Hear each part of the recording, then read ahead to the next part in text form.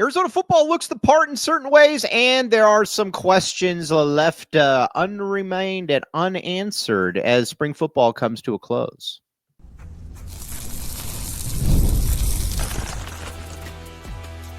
You are Locked On Wildcats, your daily podcast on the Arizona Wildcats.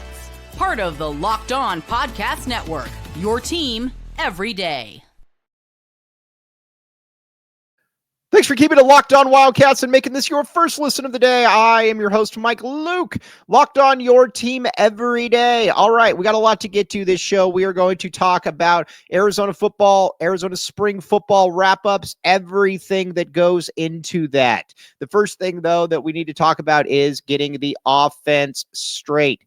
The offense, though, the big thing about it is you've got to be able to have some of these clock-consuming kill drives, as they're calling them right now. And I think that would be a big part of it, where last year Arizona was able to get the ball. They were able to move the ball from the 20s to the 20s, but when it really came down to it, they were not able to put the ball into the end zone. You got to get these kill drives. You got to be able to get the ball into the end zone, and that starts with Noah Fifita. Listen, I'm a big fan of Noah Fifita. I think everybody knows that. I believe that Noah Fifita is. Basically one of the better. I believe he's one of the better quarterbacks in the country. I just do. Last year, I don't really blame him for a ton, to be honest with you, because you had a coaching staff that I think clearly on the offensive side of the ball was in well over its head.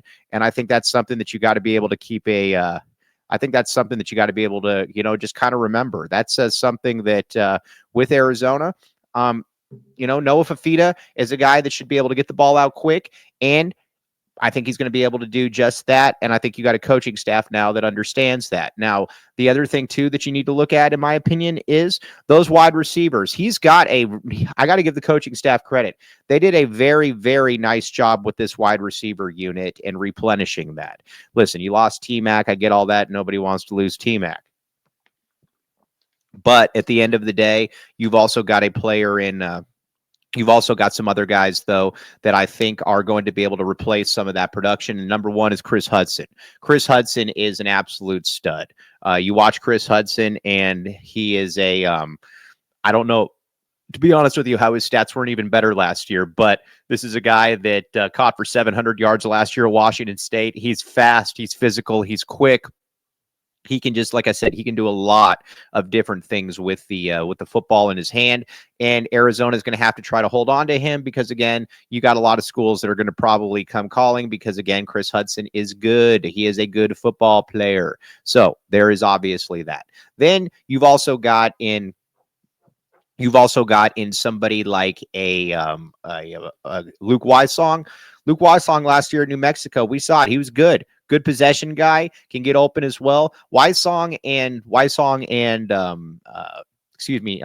Chris Hudson, those are your dudes. And then you've also got a Chris Hunter last year who looked like he was on the verge of being very, very good. I'm excited to see what Chris Hunter can do. He's another guy. He's big, he's physical, can make plays. And then Javon Watley as well. That's a really, really good four-headed receiving roster. And like I said, I got to give them credit on that. I think a lot of people were kind of saying, how are they going to be able to get by? What are they going to be able to do, this or that? They've done a pretty darn good job, in my opinion. And I think that's something that's going to be fun to watch going forward. And then at the running back situation, much of the same. I love that and I've said this before, as long as Alonzo Carter's there, this is going to be a good receiver or good running back room. Kedrick Reesano, stud. Ishmael Mahdi, really good. Quincy Craig, might have been wrong on him. We shall see, but he has looked really good as well. Like I said, all the skill guys are good. Now at the tight end position, that worries me a little bit because I don't think that Sam Olsen is good enough. I know this coaching staff loves Sam Olsen. I don't love Sam Olsen, but we shall see. I think that, at least from my perspective, when Kellen Ford gets in there, I think you're hoping that he can be that guy, that he can be ready to go. I think that would be something that would be very, very nice if that was possible. Then the O-line, though, the O-line terrifies me. There's a lot of questions about the O-line, and honestly, these ones aren't probably going to be answered until there's live bullets coming in. But how could this line become somewhat decent?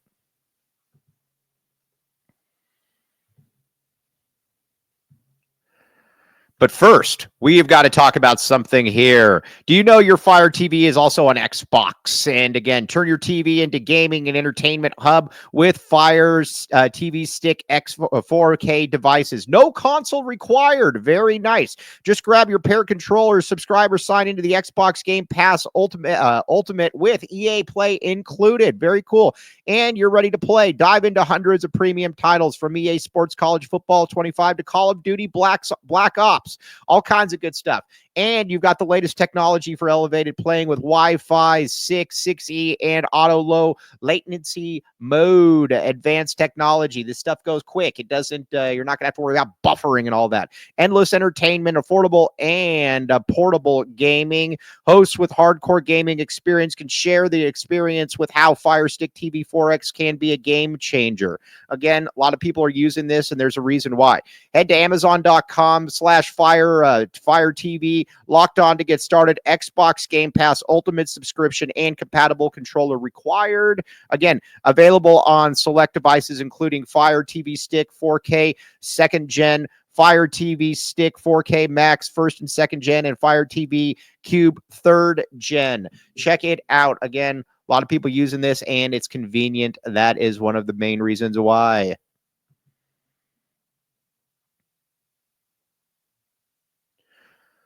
Thanks for keeping it Locked On Wildcats and making this your first listen of the day. Locked On, your team every day. Okay, now let's talk a little bit about the offensive line. The offensive line terrifies me.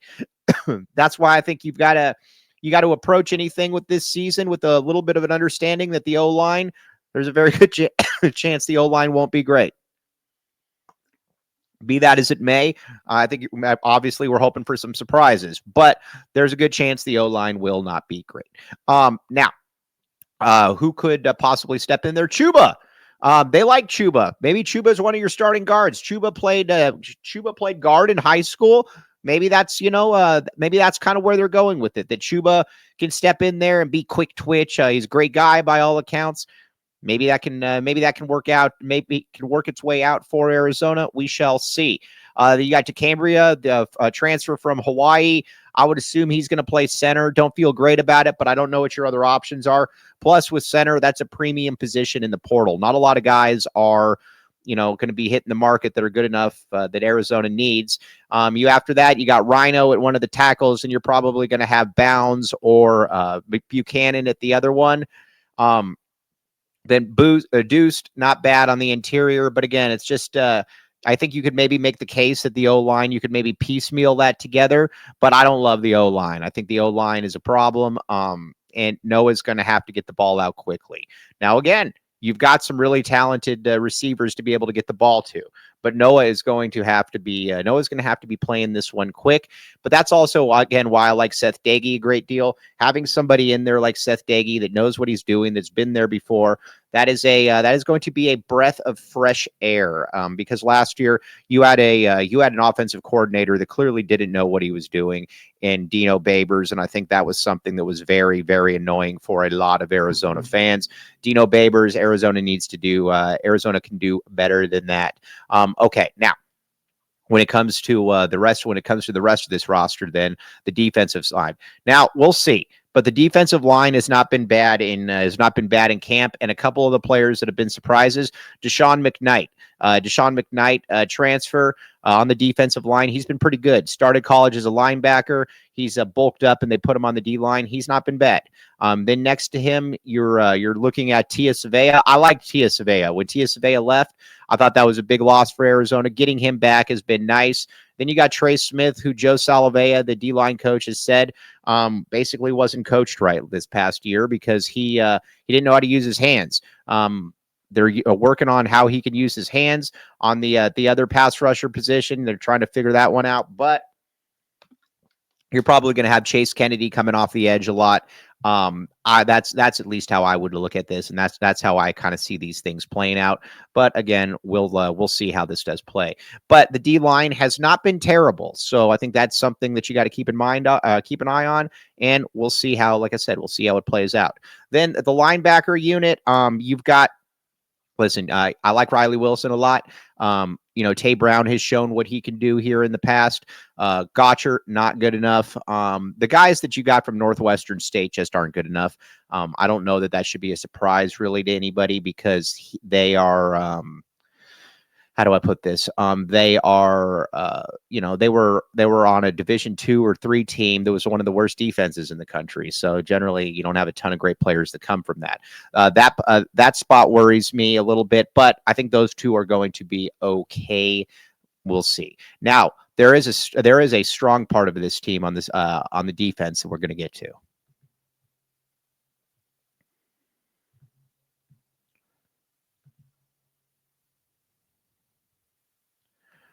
Thanks for keeping it locked on Wildcats and making this your first listen of the day. I am your host, Mike Luke, locked on your team every day. Okay, now let's talk about the defense here a little bit on the secondary, because I think that's going to be a strength of the team.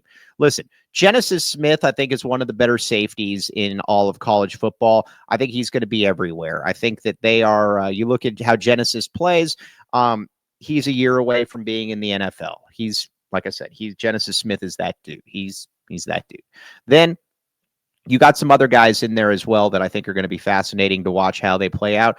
Dalton Johnson is solid. Dalton Johnson at one of those safety spots is really, really good. Now, is he an NFL player? Probably not. But is he an All-American? Probably not. But you can win a lot of games with him as your. You can win a lot of games with that safety combination. Then you look on the corners. I think they're decent. I like Marquise Groves-Killebrew. I know he had kind of an up and down year last year, but I like Marquise Groves-Killebrew. And Javion Cole, transfer from Texas. And I'm always going to say this, just because somebody's good enough to play or not good enough to play at Texas doesn't mean they're not good enough to play at Arizona. I'll take him. Then you got Barnes and you got Traden Stukes. If you have Traden fully healthy, Traden to me is one of the best nickelbacks in the country. Dwayne Aquina has talked about him time and time again. But this is like I said, this is a secondary that I think is pretty decent. We shall see how it plays out. You lose Dwayne Aquina, obviously, but this is I think this is a pretty solid secondary. Now, as far as the special teams go, we'll see. You generally don't replace guys like Tyler Loop just like that. That generally isn't how things go down. Okay, now but when it comes to expectations here, I think you'd love to be able to get into a bowl, and I think a lot. I am enthused though because you do have an offensive coordinator in Daggy that clearly knows a lot more than the previous offensive coordinator in Dino Babers. I think it's hard to sit here and say that isn't the case.